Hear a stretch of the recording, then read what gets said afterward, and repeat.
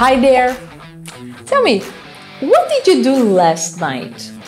Pois é, provavelmente na resposta dessa pergunta você vai dizer I ate a cake yesterday.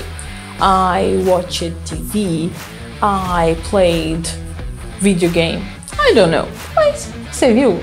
Você sabe que isso em English a gente chama de simple past. Pois é, esse é aquele famoso tempo verbal, né? Aquele tense que muitas vezes dá pesadelo em muita gente. Mas hoje, nesse vídeo, a gente vai desvendar todos os mistérios do simple past e te mostrar que não é aquele bicho de 7 cabeças, tá? Don't worry.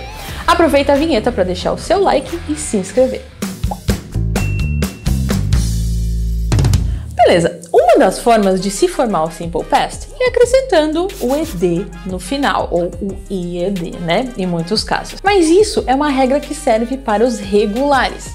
Exemplos de verbos regulares que vem na minha cabeça agora: work, play, dance, né? Nesse caso a gente vai acrescentar só o ed, ou muitas vezes, como no caso do dance, só o d, né? Então, danced, ok? Worked, played.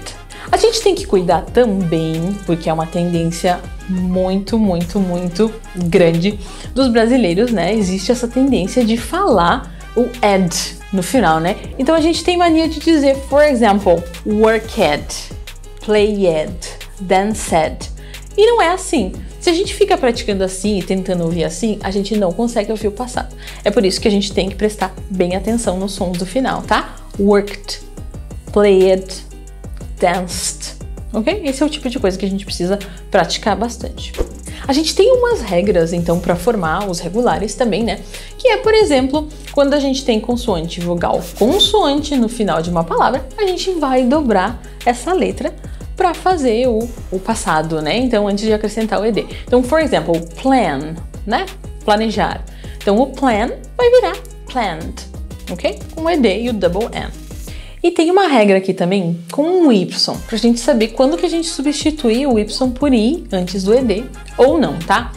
É simples, mas you gotta pay attention. Look, quando a gente tem uma consoante antes do Y, beleza, a gente vai substituir o Y por I. Mas se a gente não tiver, a gente vai ter que deixar ele lá. É o caso, por exemplo, de play. Se você olhar essa palavra, vai ver que o que vem antes do Y é A, ou seja, uma vogal. É por isso que o Y vai ficar lá de boa. Não mexe nele, é só acrescenta o ED no final, tá? Ao mesmo tempo, o study, ele é diferente. Antes do Y, a gente tem um D. Então é por isso que a gente vai tirar o Y e colocar o I no lugar. Simple. Ok, mas aí você vai me dizer, tá bom, Camila, muito legal. Tá parecendo muito fácil, mas e os irregulares? Pois é, os irregulares. Esses verbos, a gente precisa prestar atenção, porque como o nome já diz, né, é irregular, ou seja, ele não segue uma regra na sua formação. É o caso, por exemplo, de go, que no simple past vai virar went, ou seja, nada a ver, não é mesmo? Um outro verbo muito famoso irregular é o nosso to be, o verbo be, né? Porque o passado dele é was e were. De novo, nada a ver, ok? Então, tem vários clássicos aqui, tá? Você vai dizer, tá, beleza, mas eu preciso decorar essa tabela? Sim e não. Porque, na verdade, você precisa praticar bastante esses verbos, ok? Se você praticar eles, você não vai precisar decorar, não vai ficar na sua cabeça assim, go, I went, do, I did. Você não precisa fazer isso, mas você precisa usar essas palavras, esses verbos no passado, num contexto. For example, se você tem o costume de manter anotações, for example, você anota no seu caderno lá, I go to school, it's present, beleza. Mas coloca embaixo o passado também, I went to school. Dessa forma você vai gravando sem precisar ficar decorando que nem um robô a lista dos verbos irregulares, tá? Porque, pra falar a verdade, se você faz assim, acaba transformando uma tortura e vai ter um efeito inverso. Você não vai querer saber daquilo e vai esquecer, tá? Combinado? Ok. Antes que você comece a reclamar, deixa eu te mostrar mais uma vantagem da língua inglesa. Pois é, Você sabe, tá, que a gente precisa praticar esses verbos irregulares, né? E lembrar deles, não decorar, como eu disse. Só que a melhor parte deles é que eles não mudam, esses verbos não mudam com a pessoa.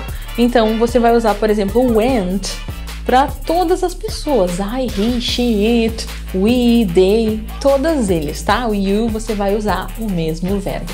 Então, para pensar como a gente faz em português. Imagina uma pessoa aprendendo português e você tem que pensar assim, tá? Eu sou, eles são, nós somos. Muda pra caramba, né? Então, a próxima vez que você for reclamar da tabela dos verbos irregulares, pensa num gringo aprendendo português. Beleza. E agora, como é que a gente faz perguntas e negações? Porque não é afirmativo, como a gente estava vendo até agora, né? É só, enfim, ter o verbo irregular ou o ed no final. Então, por exemplo, I worked yesterday. I went to school with my family. I don't know. Tá? Então, todas essas frases, enfim, com essas palavras aqui no afirmativo, é simples assim, tá? Mas, para fazer, vamos começar pelo negativo, tá? It's very simple as well. Então, por exemplo, eu vou ter o did, you not. Mas, na maior parte das vezes, em vez de você usar did not, eles usam a contração didn't, é o que você vai usar. Então, por exemplo, antes eu falei do exemplo... eu fui para a escola ontem, né? I went to school yesterday. Para fazer o contrário, eu não fui para a escola, é simples. A gente vai dizer assim, ó, I didn't go to school yesterday, tá? Mas onde foi parar o went? Pois é, aí que está. Esse verbo didn't aqui, ele não tem nenhum significado. A função dele na frase é indicar para a pessoa, enfim, que está ouvindo, que está falando, que está falando no tempo passado, né? Então, e a outra função dele é também fazer com que o verbo que vem depois, o que a gente chama de verbo principal, não precise mudar. Então, sempre que você tiver o did numa pergunta, numa negação, como é o caso aqui, você não vai precisar mudar o verbo, tá? Então, another example.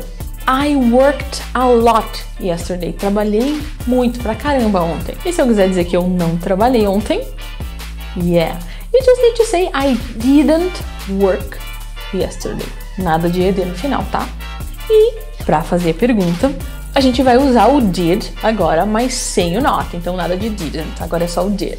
Então a gente vai usar o did no início da pergunta ou também depois daquelas question words, né?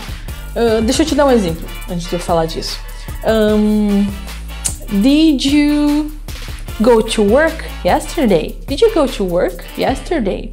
Você foi pro trabalho ontem? Tá? Então, essa é aquele caso de pergunta cuja resposta vai ser yes, I did, no, I didn't. Não tem muito para onde correr, além disso. Mas, se eu acrescentar uma question word no início, vai ficar um pouco diferente, né? Olha só. Where did you work yesterday? Ou seja, onde você trabalhou? Aqui a gente não pode responder yes or no, né? Porque se a pessoa diz assim, onde você trabalhou ontem? Você diz sim. Parece que você é crazy, tá? Então cuida muito com isso, ok? Então a gente usa o did no início da pergunta ou depois da question word. Além disso, as respostas curtas, como você viu ali antes, né, para perguntas que começam com did, é simplesmente yes, I did, no, I didn't. Lembrando que se alguém te fizer uma pergunta assim com did e você só responder yes, vai soar um pouco rude, dependendo do contexto que você tá, enfim, tá? Então é bem importante analisar, enfim, o contexto que você tá, pra, né, se as pessoas te conhecem ou não e tal, pra você responder direitinho, né, pra não passar uma má impressão. Então lembra, did you play video game yesterday? Yes, I did. No, I didn't. Então, lembra, se tem o did na frase, o verbo fica inalterado, você não mexe nele, tá? Então, lembra disso. E aí, ficou mais fácil? Às vezes pode parecer difícil, mas, de novo, é questão de prática, prática, prática. So, let's practice. So, that's it. Deixa aqui nos comentários se você ficou com alguma dúvida ou sugestões para os próximos vídeos, ok? Bye, see you next time!